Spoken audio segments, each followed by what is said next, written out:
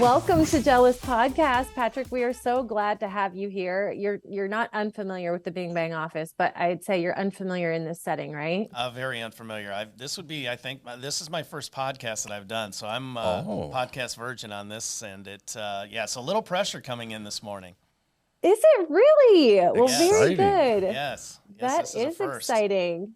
Very good. Well, I know we're going to talk about it later, but it's not like you're unfamiliar with the microphone and the headphones. So, You're right. just You're right. I've done pretend some like things. you're reporting from the pits. There you go. That's all you got to do. It's similar to that, except I'm sitting in a nice comfortable setting with water and No dirt around. no dirt around, No dirt. nobody, Very no, clean. no noisy cars and so forth. Mark, throw that dirt that you got. Yeah, throw it at him.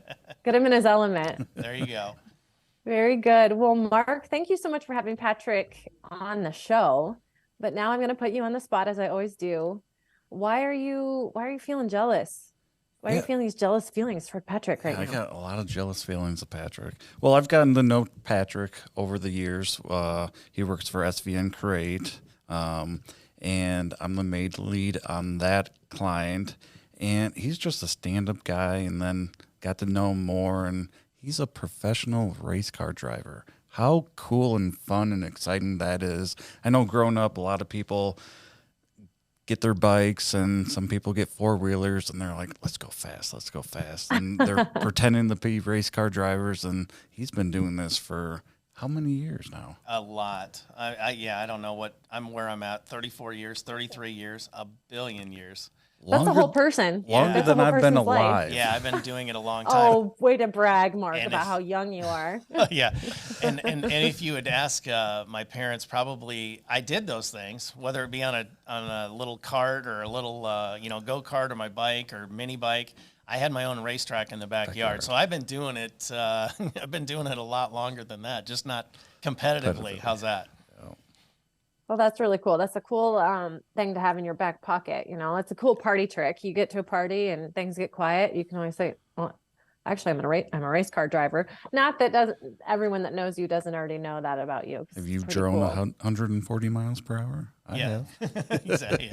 I don't know if Oh you my toss gosh. that out there. You probably can though, but it does. You're right though. We talked about that before we were on. It's definitely an icebreaker, and it's kind of fun to use that. I don't bring it up. I'll be honest. I don't ever bring it up. When it comes up in a setting, usually it's somebody else brings up racing and so forth, and then I'll let it lead into that. But I like to just kind of I let it kind of come naturally, so to speak, and then I might use it in that setting. Or if they say they've been to Knoxville or they've been to other events in an area they've been in, then definitely I will talk about it, and then it can really be a good icebreaker.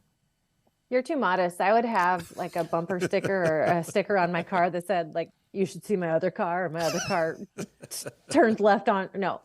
Is it true that you turn right to turn left You on do a dirt? little bit. Is that you do true? A little bit. Yeah, you do countersteer quite often, so I'm Okay. impressed at that you were you brought that up. Edie. And here's a little tidbit though. When you say about talking about yourself, it's an unwritten rule in race car drivers that you don't wear your own race shirt. It's kind of it's an unwritten rule, but I follow it. Most guys follow it, some don't, but I do follow it. You don't wear your own shirt. Now you could wear like a crew shirt, which would maybe have your marketing partners on it and that, but your t-shirts that you would sell, the driver doesn't wear his own. I don't know. Maybe it's like bad luck. Yeah, like a band. Yeah, I don't know exactly. Like a band. It's I like get that. Yeah, so I would wear like a Casey's polo shirt. That's fine. It's for my marketing partner, and I would wear that. But my own personal race shirt with my logo on it, I wouldn't wear it. No. Okay. I respect that. I respect that. And for the record, everything I know about countersteering, I learned from the movie Cars. Oh, So I'm just going to leave that right there. Nice. Yeah. That's funny. Doc, what's his name? Hudson. Doc Hudson was, a very celebrated dirt track driver car. Sure. And, the more you know. So don't tell me that we're not all learning from those movies that our kids make us watch and our nieces and nephews make us watch over and over and over again. That is funny. But you learn, obviously there's some truth to that though. So see, it worked. You can use it now. Totally. I think, I've watched that movie so many times that if I hopped in a car, I think I could at least turn it on and make it go. The first one, Cars, the original, that's the best. That's my favorite. And then second one, I could take it or leave it. And then the third one is, Doc Hudson's gone, which is kind of sad. Have you this seen is now turned into a Pixar Disney Pixar? No, I have not. I've seen parts of it. I'll go with that. I'm not going to claim to be a Cars expert, but they do have some cool little cars, though. I will say that it's neat. It is neat. It is neat. And since this is we're killing time at this point, that first movie came out in 2006 and it's still super popular and it still holds up. So it does. And we joked about it just kind of kiddingly. And that's probably a little before you guys, but like Days of Thunder, that movie with Tom Cruise, there's still some funny things that we just joke about, or Talladega Nights with Will Ferrell. There's some, 99% of that is wrong. There's some things obviously they're making fun of that is right. It's just obviously exaggerated, but it's funny that the movies they do a good job sometimes of portraying it. Well, that's a good podcast all on its own. You need to start your own podcast. That's a Rewatch Podcast because those are very popular now. And so you watch the movie, then you come back on your podcast and talk about all the things that were not quite right, or maybe some of the things that were. I think. Correct. Hey. That's a free idea. There you go. Next one I'll charge you for. I'll take it and run with it. Charge Heath. Oh, I was gonna say I don't know if I'll be getting an invoice from Bing Bang for doing that, but no, I'm just kidding.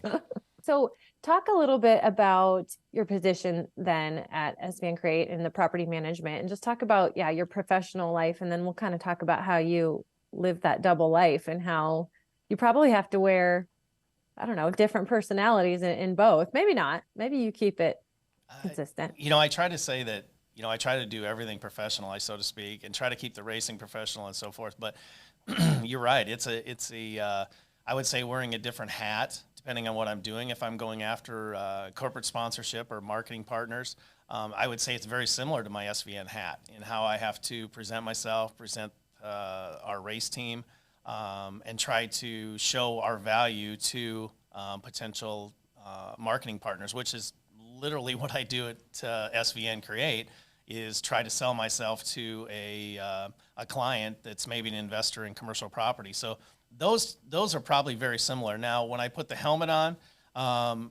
does that all go out the window? Probably, and that just is that becomes the competitive side there. So, but a lot of the things do carry over in how you I think how you interact with potential clients or potential marketing partners for the race team. So that's. Go ahead, Mackenzie. Go ahead, Mark. So previously you mentioned you do a lot of your own marketing for your racing team. Has that always been the case? Has that kind of been a passion of yours as well? Yeah, I think I've always enjoyed marketing. I think that was one of my minors at William Penn when I graduated. It actually did some stuff throughout college and so forth in marketing. How do you find the time to do both, or all three? I guess all three, because you're driving, you're marketing, and then whatever else your professional life entails, which is a lot.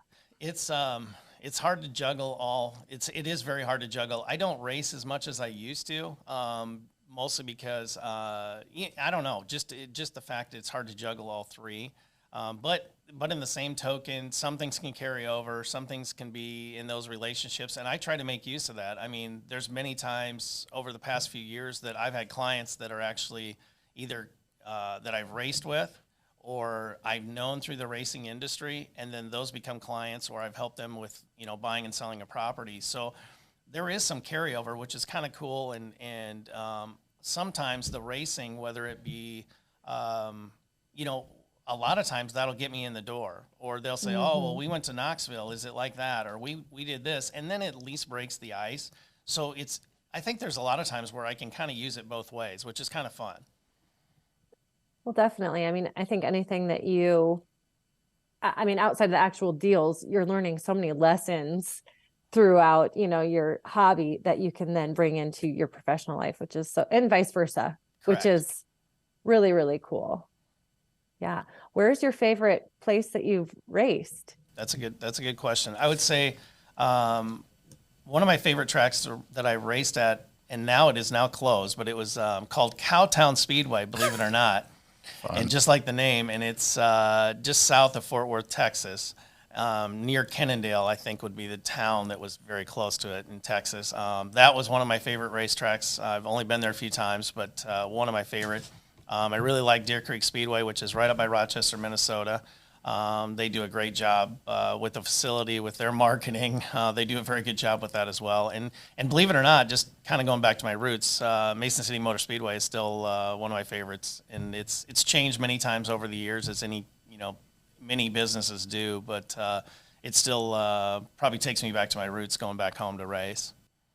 That's so cool. So we were talking about victory lanes earlier. What's that feeling when you get in the victory lane? It's it's I hate to compare it to that, but I would say it's like winning at the casino. And I'm not a gambler. I don't. If I lose $20 at the casino, I feel like I lost $1 million. So I that's maybe not a good comparison, but it's definitely a euphoric feeling, and I'm sure the adrenaline is at an all-time high at that point, because you've done a lot. You've done a lot to get to that point of the night. And then it's literally kind of a relief. And like you say, there's nothing better than climbing out of the car and the fans and putting that hat on and getting those photos taken. And a lot of times it's really cool for my crew.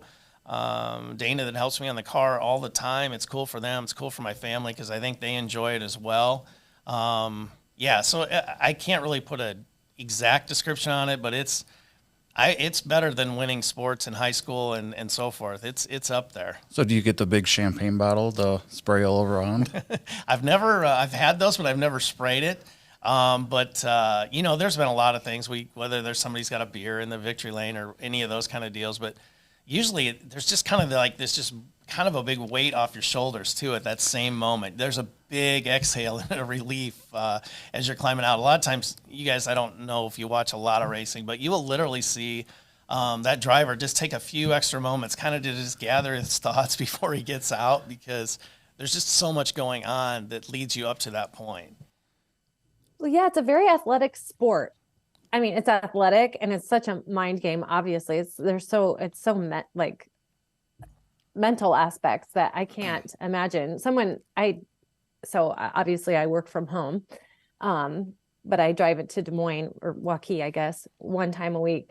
And so last week I was talking to someone at the office and I'm like, I know all I did this morning was drive. I'm like, but I am exhausted. I am tired. And that was literally just driving in a straight line for 2 hours straight, not really having to pay attention. So I can't imagine like the energy that you must exert as far as concentration, competitively racing. Yeah. And the concentration probably at that same time. So maybe it's compared to golf, maybe it's compared to something like that, where the mental side probably can be half of it, I would say, at least. The longer races, I think physically definitely helps to not be, to try to be in good condition and so forth. But mentally, I wouldn't want to know, where that lies. But I've seen I saw a few years ago, one of the NASCAR drivers, they had a heart monitor on them and so forth. And there were different times where it was 150 during the event. So obviously there's a lot going on there. And then it's kind of like golf in a way, I would say, in that, you've got to do the same thing right so many laps and so many times and consistently hit your marks and so forth. So the concentration is similar to you on your drive into Waukee, and maybe in rush hour it's probably like that, but if you would just speed it up by 50 or 100 miles an hour or more, a casual 100 mile per hour. Yeah. That's what you'd have. So what's your top speed or average speed? I would say some of the tracks we race around here, probably you could go look on my race pass. A lot of the things done electronically now. So say we go to Knoxville, it might be 100, 120 in the straightaways, 100 in the corners. Gosh. Now, some of the smaller tracks, you're not going that fast, but obviously there's no windshield in our cars. Anything, rock, debris, anything is coming right at you. So I compare it to, I was fortunate enough many years ago, you talked about Iowa Speedway. I was fortunate enough to do some testing. We were trying to put an ARCA deal together. And so I did do some testing on asphalt, and 130 or 140 in an asphalt car seems fast, but I would say 100 in a dirt car with no windshield seems way faster. Yeah, so it's hard to that comparison makes it even different. If you could just take the windshield out of your car and go 100, you would notice it seems like a lot faster than with it. How do you breathe? How do you even breathe? I didn't know you didn't have windshields. No windshield. So as you can see on the helmet behind me, we have tear-offs on there. They're just little plastic tear-offs, and that's how we can get a clean vision if there's some dirt or debris going on. But yeah, it's intense. The rocks and the dirt and everything else coming at you at the same time. That definitely adds to the excitement. Like driving through a tornado. Yeah. There you go. That's a good comparison. Again, casual, driving 130 miles per hour through a tornado. It's fine. Yeah, exactly. There's a lot of different races. Are there different number of laps for each race? Do you have a preference? I think I actually like the longer races. I don't know why. I think maybe I get settled in a little bit more. I think I've always been that way. A lot of the qualifying races are short and there's a lot going on. But the longer races, I don't know. Maybe I take more time to settle in and I get more locked in the longer we go. Now we don't race anything like, we might do 40, 50 laps, but nothing like the NASCAR guys that go 500 miles. I have the utmost respect for them. Just in my little bit of testing I did on asphalt, for them to sit in that car for 4 hours and keep that concentration up, it's crazy. I don't think anybody can understand it unless you've done even a small part of it. It would be intense. That's nuts. How do you mentally, physically prepare before a big race? I think I compare it to sports a little bit in that is just trying to, right before we go out on the track, I know myself and many other people that I've raced with and so forth over the years, you literally just try to probably be as relaxed as you can when I say that. But obviously, even as many years as I've raced, the butterflies are there as bad as they were many years ago. That doesn't go away.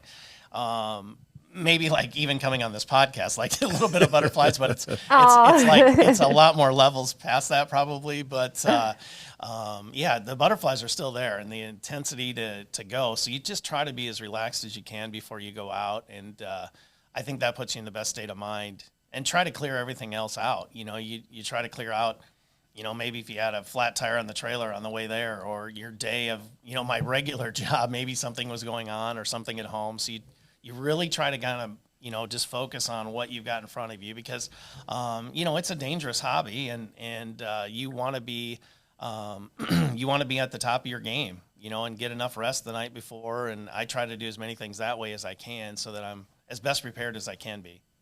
Definitely. That I was going to bring that up next. Okay, we're talking about the technical aspect. We're talking about the thrill seek. Yeah, but it's dangerous. It is very dangerous. It is. And I try to, whether it's the latest safety equipment, I do wear a Hans device, which has become popular through NASCAR and many other racing sanctions. It's not required. But it's not. I didn't know that it wasn't. It's not. I think NASCAR requires it. At our level, they don't. You have to have a neck brace and some other things and gloves and the fireproof suit and so forth. But I do use the Hans device as well, just as an extra layer of protection. And it was funny when they first, not funny, but when they first kind of came out, there were many drivers that pushed back. Oh, it's uncomfortable. Oh, it's this. Once I'm in the car and it's on, I don't even notice it's on because there's just so much more to other things going on. So I do try to be very cognizant of that I want to have the best safety equipment that I can. Have you been involved in any crashes or fender benders? Or? Yeah, unfortunately, it unfortunately is part of it. You don't want to be. It's part of the allure, I think, for fans. There's a lot of fans that are there just for the racing, and then I would say, fortunately, unfortunately, there's other fans there that want to see something bad happen. Maybe they don't want to see. They don't want to see somebody get hurt, but they may want to see a wreck. And so, there's a little bit of that involved too, but, I've unfortunately or fortunately raced long enough that I've been involved in many different accidents and many different versions of accidents. So you just try to have the safest car and have all your safety equipment up to date and do what you can to protect yourself. Oh my gosh. So do you ever get, butterflies like how you do when you're getting into the car during your day job? That's a very good question. I wouldn't say, I think you do. I think if let's say I'm going to meet with a new client, I'm just thinking back to a week or so ago, I met with a client that I was going to kind of take the lead on the showing, so to speak. And so there were definitely butterflies with that in a different way, or anxiety. Anxiety and that are kind of the similar thing, in that I just wanted to say the right things, and do I present the right thing, and what don't I say? What do I say? What are his interests? What are we going to talk about to try to strengthen that bond? So yeah, there are. I would definitely say it is. It's similar to that, what you would have in a anxiety for public speaking or whatever that may be, like a lot like that. It's so funny because you go into this conversation that's harmless. It's a big deal, but then you think the other part of your brain, like, I race cars at a very fast speed on the weekends, like right. I don't need to be nervous about this, but I would be too. But also, you have done announcing for racing as well, right? Yeah, I do. I do some things with RacinDirt.tv. They're a company out of Missouri, and they do pay-per-view of a lot of the dirt modified racing events throughout the country. And I'm fortunate enough, I'm friends with them and the owners of that, Trenton and Austin, and they've had me do some pit reporting, like you would see a pit reporter on the NASCAR races and that. And so I don't get into I'm not the announcer up in the booth that has all the sponsors and does all the call of the race. I'm not to that level, and that would be a whole nother job of taking on time that I don't have. But the pit reporting I really enjoy. And it's a lot of fun. I usually just kind of do maybe 6-8 events over the summer with them. And I kind of, luckily for myself, they kind of let me pick which ones I can go with them on. And I think our first one will be in February in Texas that I'll go do that one. But no, I really enjoy that. And maybe, maybe that's something I progress into as I maybe get out of racing at some point and continue to do that. So I'd still be involved with racing. So yeah, it's fun. It's same thing. It can have the same amount, not the same amount of pressure, but definitely butterflies. Just a funny quick story. One of the first times that I was working for them, I was up at an event in Cedar Lake, Wisconsin, or Somerset, was near Somerset, that area. And it was a large event, and they probably have anywhere from, 2,000 to 5,000 people in the stands there, and two jumbotrons. And it's a pretty big event in that area. And I was doing the pit reporting, and then all of a sudden Trenton came on my mic, and we obviously have communication like we do now with the headphones, and he's like, go interview so-and-so that's down in the infield. And right at that moment he goes, and oh, by the way, it's going to be on the big screens, on the jumbotrons. And so no big deal. No big deal. So like I had a 10-second warning that as soon as my mic went live, I was throughout the grandstand and on the jumbotron. And this was one of my first events where I'd actually been more of a focal point with that many people there. So there was a lot of anxiety right before I had to flip that mic on and go. So there's definitely some butterflies and that involved with that too. So, but I mean, it's fun as well. Absolutely. Yeah. I would have definitely dropped an F-bomb or something just out of anxiety. It just would have come out, and then I would be fired and never asked back again. So I'm proud of you for not doing that. Yeah. Very proud of you for not doing that. Oh my goodness. Yeah. I feel like, I don't know if I knew, well, what would you say Iowa in comparison to nationwide? How popular is racing here compared to other parts of the country? I think without, this has been many years ago, but I know there was a stat many years ago that per capita, Iowa had the most dirt racetracks in the United States per capita. Oh, really? Yeah. So obviously that number is pretty high, and I think it's still continue. I would bet we're still probably either the leader or we're very close to it, because what has happened, there used to be a lot more tracks in California and the East Coast as well, but different, whether it be EPA or building developments or whatever's happened, they've kind of gotten rid of some tracks on the coast. And so I would say the central United States has stayed pretty strong with racetracks. But yeah, I know this is probably, 10, 15 years ago, but I know Iowa was the leader per capita in the United States for dirt tracks. So it's very popular here. That's really cool. Have you had any younger people that are interested in racing? Have you mentored them, or I guess, I don't know if mentor is the right word, trained them? Yeah, it's funny. I remember being them, so I think I look at it that way, that, I do try to help out some guys that are just coming into the sport and they race in maybe, some are in my division, but mostly they're in a starter division in that way. Now, also what's happened is these are maybe kids of guys that I raced against their dad. So there's a little bit of the passing the torch, but no, I really enjoy helping them out, whether it be, maybe it's, hey, don't buy this part or buy this part, or, go to this guy or don't go to this guy on, for help. But yeah, I enjoy that. And there's quite a few, over the years that have contacted me, and they still continue to do, whether they message me on Facebook and say, hey, what about XYZ, or should I race there, or what gear should I use since we go to this track? And, there's a lot of that back and forth, and racing's good for that, I think, in that I think guys are very helpful, helping other guys. Now, when you're on the track, there's no rules as far as that. I mean, there's no friends, there's no, none of that goes on. But in the pit area and afterwards and before, there's a ton of camaraderie that's really neat about the sport. That's great. And that kind of brings us back to the whole overall thing of Jealous Podcast, right? It's about competition. It's really not, but especially in a competitive sport like that.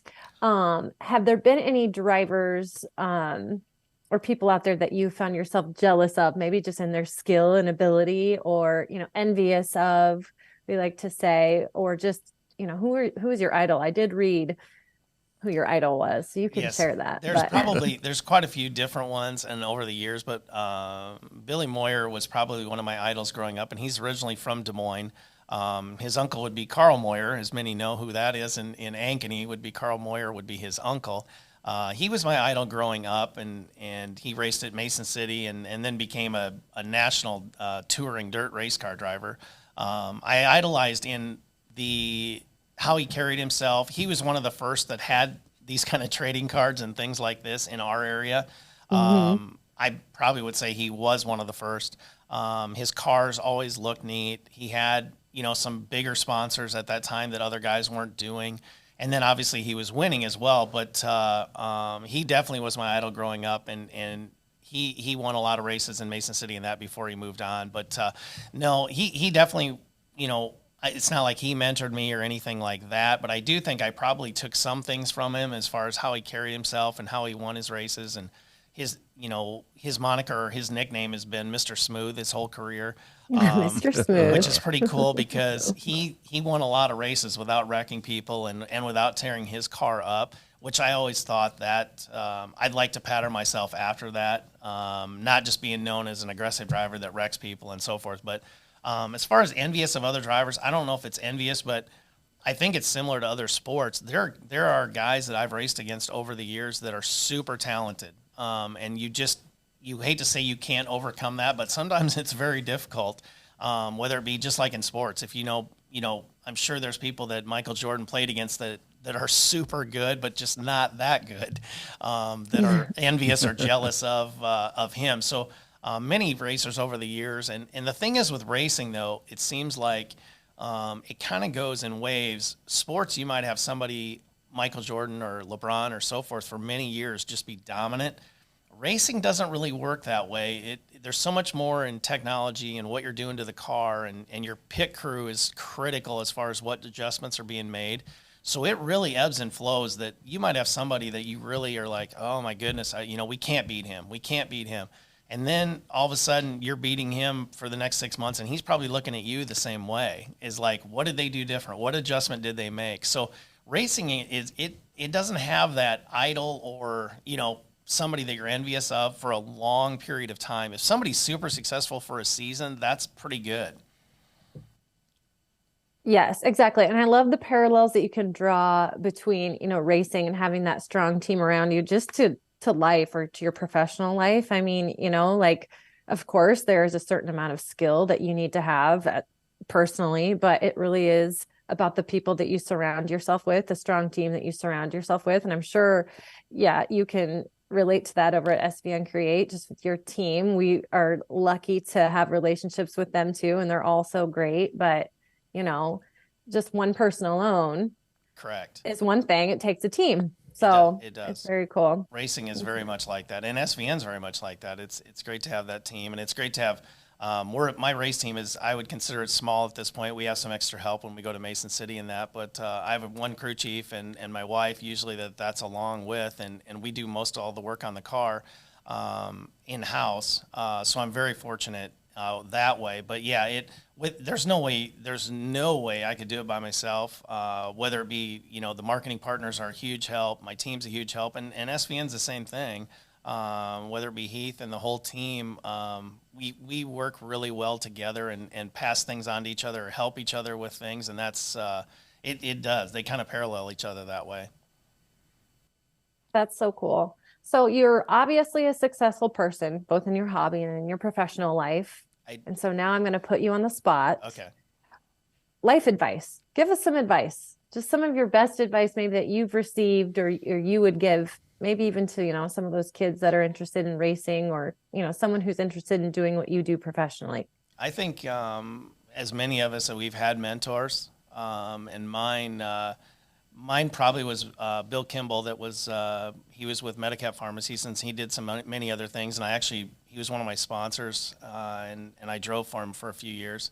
But he gave me a lot of life advice over the years. We would meet, even though he was one of my sponsors on the race car, we would meet and have lunch and just talk about life, and I think he's since passed away, unfortunately, but I learned a lot from him over the years, and I try to carry some of those things on. Just that, he really would look at each day as a new day and be good to people and treat people as you want to be treated. And I know that's cliche, but he was incredible at it. Even though he was super successful, him and Bob Myers, who was the CEO of Casey's at the time, they would both be in my pit area at the Iowa State Fairgrounds after the races, and we would all hang out together, and nobody would even know what Bob's position is or what Bill's position is without them, somebody actually knowing them, because they were just so down to earth. And I'm not ever going to attain what levels they are through company-wise and so forth, what they've done. But I think just treating people well, I think, is what I've always tried to do. I've always tried to be really, even though it's really tough after the races, if you've had a bad night. I remember when I was the little kid wanting a card, that driver, that little kid doesn't know it was a bad night, or he doesn't know not to ask. And so I really, really try to be that person that's not a jerk in the pits. And the same goes for, being at SVN. You're going to have bad days. So I think just trying to treat people the right way, how I want to be treated, I think it works in all aspects. It works in racing and it works in business. Absolutely. People seem to forget that, especially, it is election day as we are recording this. So I just want everyone to listen to what Patrick just said about being nice to each other. It doesn't matter about your politics. It doesn't matter about this. Doesn't matter about that. Be a good person. It costs $0 to be a good person. Right on. Oh man, this was so much fun. Yeah. Thank you for coming in. Thanks, Patrick.